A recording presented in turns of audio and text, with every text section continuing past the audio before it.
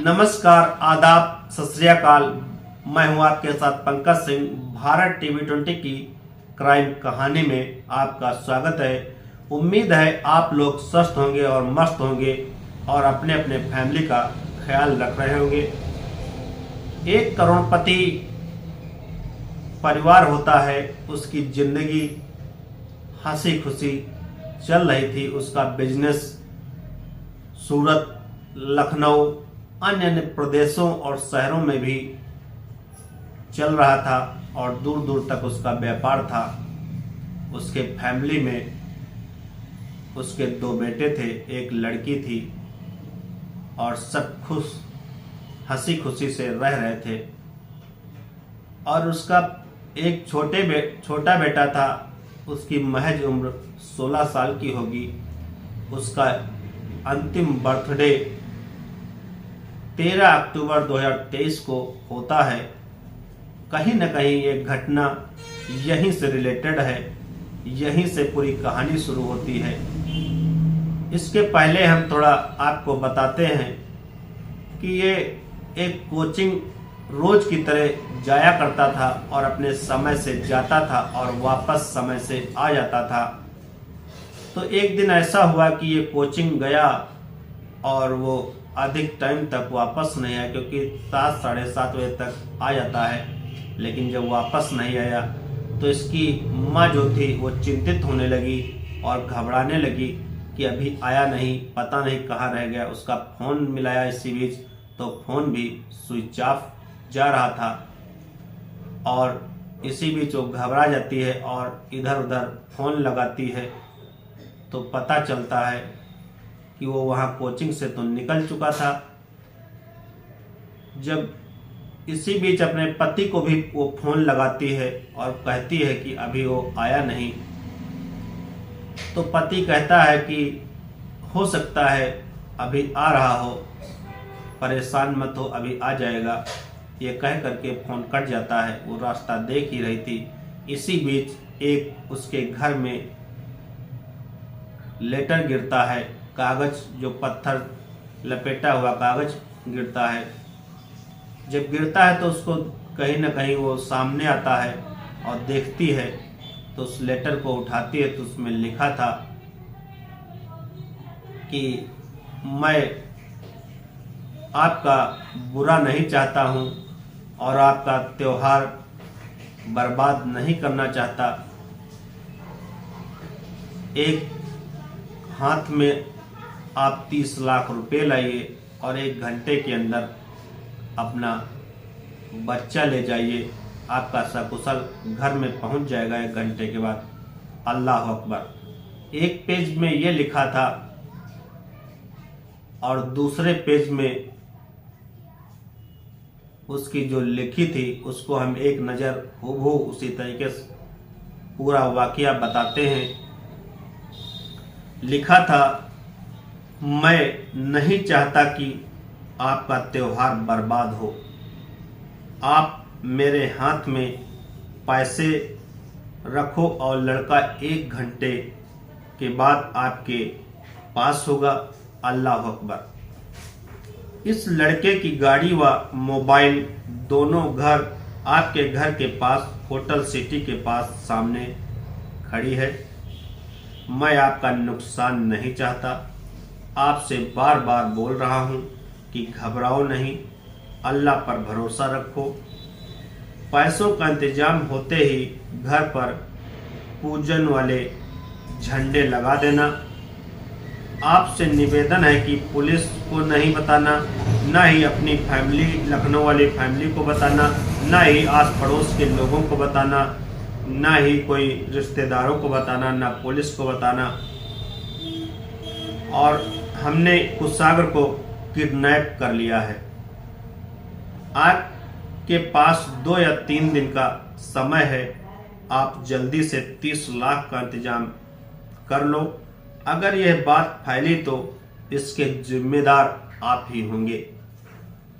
जल्दी से 30 लाख का इंतजाम करो और अपना बच्चा 1 घंटे के अंदर घर में देखो और पैसा लेकर 2 बजे रात को कोका कोला चौराहे पर मिलो, मैं पैसे लेने आऊँगा। जैसे ही पैसे मेरे पास आएंगे उसके ठीक 1 घंटे के बाद लड़का आपके पास होगा और पैसे का इंतजाम हो जाए तो घर पर चारों तरफ पूजन वाले झंडे लगा देना। मैं देख लूँगा और इसके बाद आपको फ़ोन करूँगा और कोई होशियारी हुई तो इसके जिम्मेदार आप होंगे।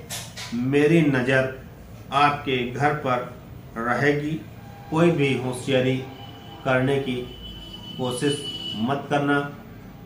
ये कह कर के इतना उसके लेटर में लिखा हुआ था और उसमें ये लेटर जब उसकी माँ पढ़ती है, इसी बीच उसके पैरों तले जमीन खिसक जाती है कि हमारे बच्चे का को किसी ने किडनैप कर लिया है। वो घबरा जाती है और अपने पति को फ़ोन लगाती है। वो वहाँ से घबराए हुए आनन फानन वहाँ से तुरंत पहुँचते हैं और घर में पूछते हैं क्या हुआ, कैसे, कितने बजे निकला था।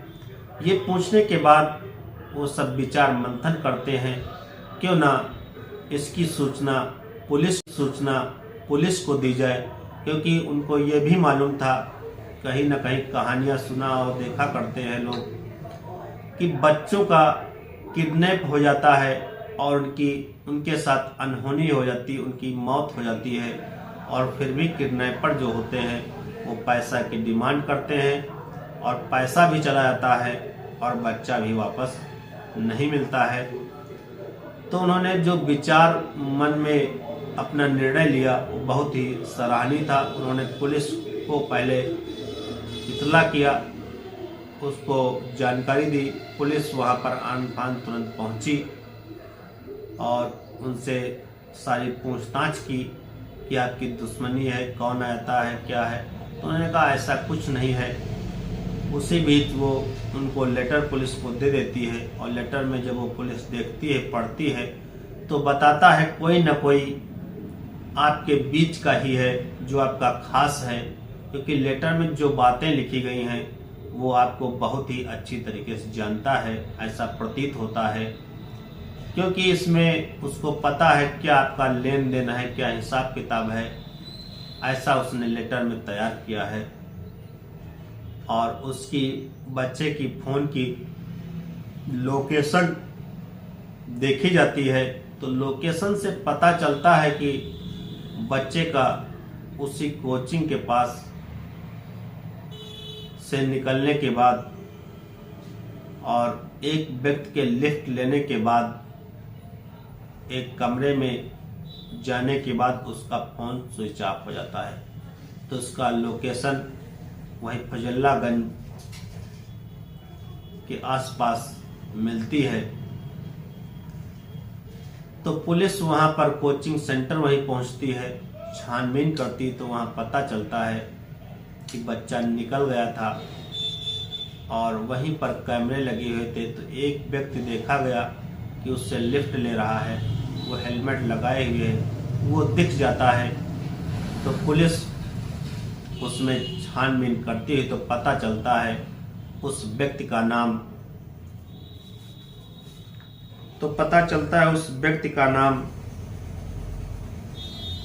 प्रभास शुक्ला है।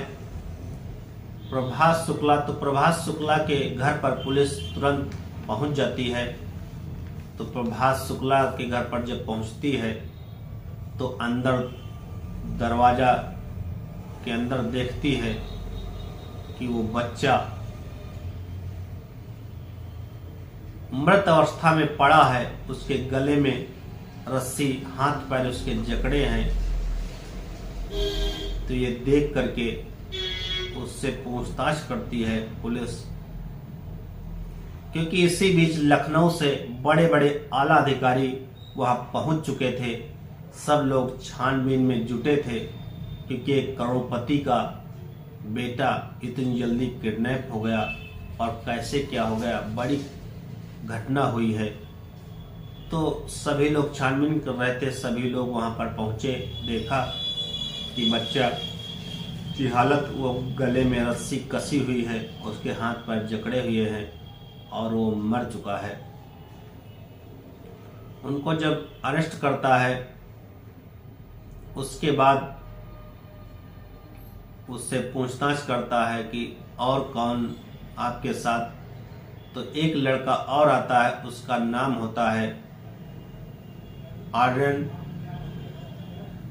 आर्यन जो लड़का होता है, शिव उर्फ आर्यन, वो जो होता है उसको भी पकड़ा जाता है, क्योंकि वैसा ही लड़का एक दिखा था उसमें, तो उसकी हुलिया के अनुसार उसको भी पकड़ा जाता है।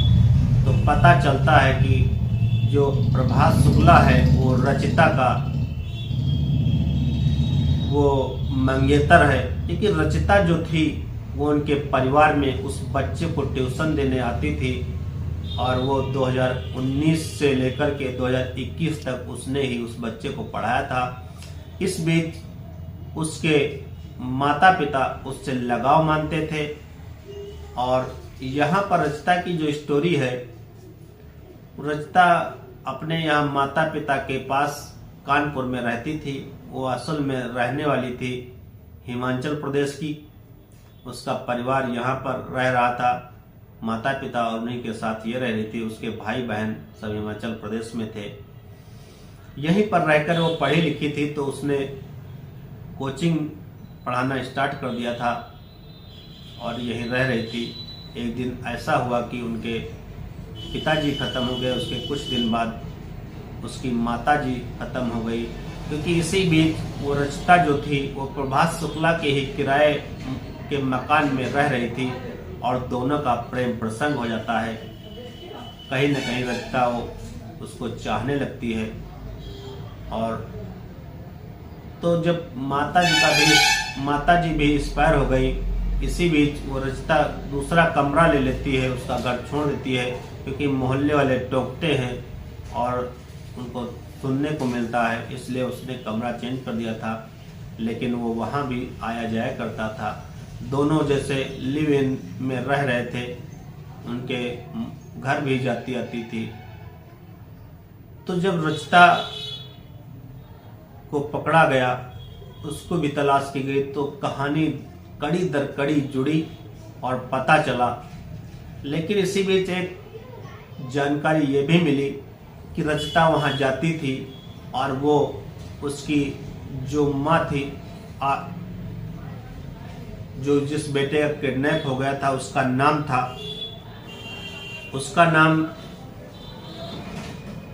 कुशाग्र था। जो कुशाग्र बेटा था, उसकी माँ उसको बहुत ही मानती थी, अपनी बेटी की तरह उसको मानने लगी थी और कहती थी जब तुम्हारी शादी होगी तो हमारे पति ही आपका कन्यादान करेंगे, क्योंकि वो सोचती थी अनाथ है, इसलिए उसको मानती थी अपनी बेटी की तरह और कहती थी जो भी खर्चा 20-30 लाख रुपए आपकी शादी में हम खर्च करेंगे, क्योंकि अपनी बेटी के तरह मान सम्मान देती थी इसको। और जब उसको पता चला तो मानने को तैयार नहीं थी कि रचिता ऐसा काम कर सकती है। लेकिन जब उसके पास पूरी घटना का पूरा वाकया दिखाया गया, तब वो फिर भी मानने को तैयार नहीं थी। कहती थी कि हमारी लड़की के तरीके से हमने उसको कहा था कि शादी में आपका कन्यादान करेंगे हमारे पति और आपको 20-30 लाख रुपए दहेज में भी देंगे हम। अब ये सोचने वाली बात है, जो एक परिवार का सदस्य के तरीके से जिसको मान सम्मान मिल रहा हो और जो रह रहा हो और यहाँ तक कि कन्यादान भी करने के लिए तैयार हो और 20-30 लाख रुपए खर्च भी करने के लिए तैयार हो, वो इतना खुदगर्ज निकला कि उसके ही परिवार को उसने मौत के घाट उसके बेटे को ही सुला दिया।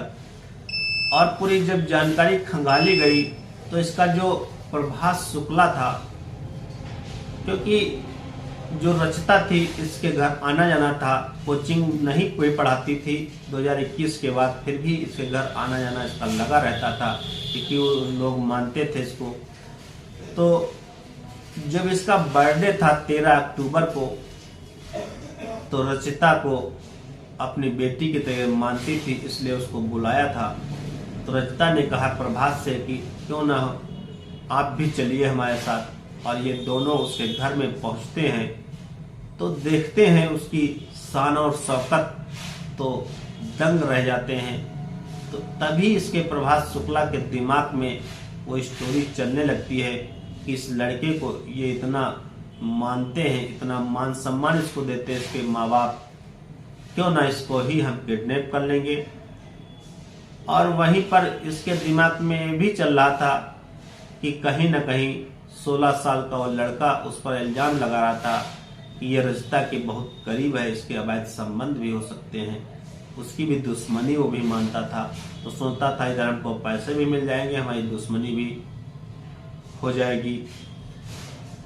तो इसी बीच वो जब गया और उसके ख्वाब दिमाग में चलने लगा 30 लाख का, क्योंकि वो रचिता भी गरीब परिवार की थी, अपना ट्यूशन पढ़ा के गुजर बसर कर रही थी, उसके ही खर्चे से नहीं उबर रहा था। उधर जो प्रभास शुक्ला था, इतना वो भी कोई वो व्यक्ति नहीं था, बीएससी कर किए हुए था, इधर उधर छोटी मोटी नौकरी कर लेता था और टहलता घूमता था, कभी कभार नौकरी कर लेता था, तो उसके पास कुछ भी नहीं था।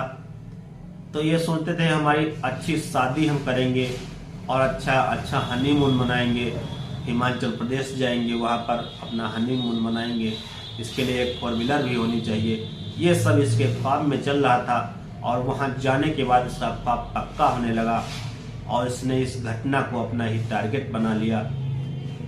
तो इसी बीच ये भी पता चला कि वो वहीं पर एक एजेंसी में भी गए और एक कार सेलेक्ट की।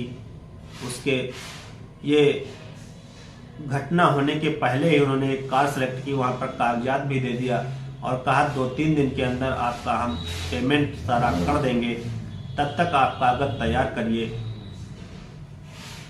और इस बीच ये घटना घट जाती, उनके माता पिता बहुत ही दुखी होते हैं और जब इनको पकड़ा जाता है, उनसे पूछताछ की जाती है, तो पुलिस की छानबीन में यही इतनी बातें निकल कर आती हैं। लेकिन ये समझ में नहीं आता, जो रचिता थी उसको जब 30 लाख रुपए वो कह रहे थे दहेज में हम आपको देंगे, फिर भी इसने उनके साथ इतना बड़ा विश्वासघात किया। एक बेटी ने, वो बेटी के समान उसको मानते थे, उसने ही उसके घर में रह करके, उसके क्लोज रह करके उसको इतना नुकसान पहुंचाया। और इधर जो शिव उर्फ आर्यन लड़का था, वो उनके पड़ोस का ही था, उसको सब मालूम था, उसी ने ही ये स्कूटी वहाँ होटल के सामने लगाई और उसी ने ही एक कागज के टुकड़े को उसके घर में, क्योंकि वो पड़ोसी था तो उसको पता था कहाँ पर कौन बैठता है, पूरे घर का कोना कोना पता था, तो ऐसा फेंका जाए क्योंकि न क्यों उनके सामने पड़ जाए, तो उसको सब पता था। क्योंकि प्रभास शुक्ला जो था वो सातिर दिमाग का था, उसने ये तलाश की कोई दूसरा भी इसमें होना चाहिए। तो यहाँ पर उसकी तलाश पूरी होती है, वो पड़ोसी भी होना चाहिए तो मिल जाता है, तो वो भी इसमें शामिल होता है। और इस बच्चे की 16 साल एक हंसती खेलती जिंदगी को इसने तबाह कर दिया, उसकी मौत अब आप देखिए कि 7:30 बजे से लेकर के 8:15 बजे की घटना, इन 39 मिनट में उसका 40 मिनट में उसकी मौत भी हो चुकी थी। और मौत के बाद ही ये लेटर तैयार किया गया। उस लेटर का भी मैच जब कराया गया तो हैंड राइटिंग प्रभास शुक्ला की निकली और ये रचिता और प्रभास शुक्ला की ये रची रचाई कहानी थी। वो अपनी एक शानदार जिंदगी सोच रहे थे जीने के लिए, उसके लिए उन्होंने पैसे की डिमांड की और किडनैप किया, उसकी पीट पीट कर हत्या कर दी। जो ही बताते हैं कि कमरे में घुसा, उस पर प्रहार पिटाई उसकी चालू हो गई और उसका गला टाइट कर दिया गया, उसके हाथ पैर जकड़ दिए गए और उसकी हो सकता है ये संभावना व्यक्त आती है कि 7:30 से और 8:15 तक उसकी मौत हो चुकी थी उसके, क्योंकि वो अपना दुश्मनी भी मानता था। उसको पता था कि इसके साथ इसका अवैध संबंध है, तो दुश्मनी उधर सोचता था कि हमको पैसे भी मिल जाएंगे, हम अपनी हनीमून मनाएंगे और अपनी एक कार लेंगे और हिमाचल प्रदेश टहलेंगे और शादी भी अच्छी तरीके से मनाएंगे। ये उनके दिमाग में इधर चल ही रहा था और इतनी बड़ी घटना को उसने अंजाम दिया। इस घटना से ये मिलता है कि होता क्या है कि हम लोग, कोई हो, हम हो या आप हो, सब किसी न किसी पर विश्वास तो किया ही जाता है। तो कहने का मतलब इस कहानी से ये है कि किसी पर विश्वास करने वाला नहीं है, क्योंकि अभी आपने देखा एक रचिता जो उसकी वो अपनी लड़की के समान मानती थी और कन्यादान भी करना चाहती थी, 30 लाख रुपए भी खर्च करने के लिए तैयार थी कि शादी में आपकी खर्च करेंगे, उसने उसके साथ इतनी बड़ी घटना कर दी। तो कहने का मतलब यह है कि किसी से पूरी बात अपनी बताना नहीं चाहिए। कहाँ क्या माल लेन देन है, क्या कितनी आमदनी है, कहाँ घर है, कैसे हम रहते, कैसे उठते, कैसे बैठते हैं, कहीं न कहीं नुकसान पहुंच सकता है। तो इस कहानी से हमने आप तक एक जागरूकता फैलाने की कोशिश की है। किसी को इस कहानी के जरिए हमको परेशान नहीं करना है का उद्देश्य है, न किसी की भावनाओं को आहत करने का उद्देश्य है। बस एक इससे समाज में जिस तरीके से लोग हैं उनको बताने की, जागरूक करने के लिए ये कहानी बनाई गई है और ये सच्ची घटना पर आधारित है, क्योंकि कानपुर की घटना अभी सबने हाल ही में देखा है। तो किसी पर इतना ज़्यादा विश्वास भी नहीं करना चाहिए कि ये आगे चल करके कहीं न कहीं नुकसान देह बन जाए और आपकी जनहानि हो जाए या धन हानि हो जाए या किसी तरीके से हानि कोई पहुंचाने की कोशिश करे, तो किसी पर इतना ज़्यादा विश्वास नहीं करना चाहिए। लेकिन सब लोग कर लेते हैं, हम भी कर लेते हैं, सब लोग कर लेते हैं, लेकिन इतना ज़्यादा विश्वास तो करना ही पड़ेगा कुछ ना कुछ कार्य के लिए, क्योंकि सभी लोग वैसे नहीं हो जाते। तो इतना ज़्यादा कहने का मतलब उस पर आश्रित ना हो जाए, इतना ज़्यादा विश्वास ना करिए कि वो आपको नुकसान पहुंचा सके, जनहान धनहान किसी भी तरीके से नुकसान पहुंचा सके, प्रतिष्ठा डाउन कर सके। इसलिए इस कहानी में बस इतना ही, और आगे कहानी के लिए बने रहिए भारत टीवी 20 पर और चैनल को सब्सक्राइब, लाइक, शेयर करना न भूलें। तब तक के लिए नमस्कार।